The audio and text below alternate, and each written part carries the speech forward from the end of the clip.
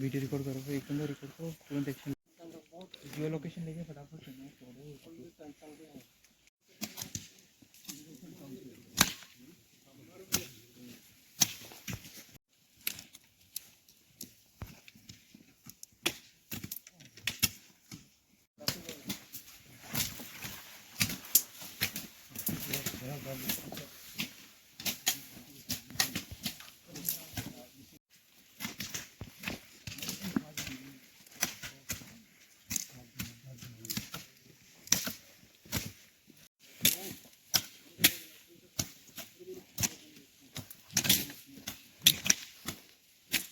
ये एक कल्याणपुर पीएस के अंदर आता है, हजारी 3 गड़िया।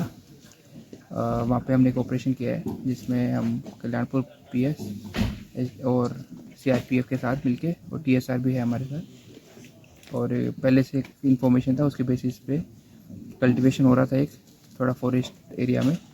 तो एक रात को अराउंड 1-2 बजे के अराउंड ऑपरेशन करके पूरा डिस्ट्रक्शन किया है। अराउंड 3000 प्लांट्स है और सब एजेंसी ने हमें बहुत अच्छे से सपोर्ट किया है। और हमने ये बहुत एक सीक्रेट तरीके से एक प्रॉपर ये ऑपरेशन करके हमने एक सफलता पाई है।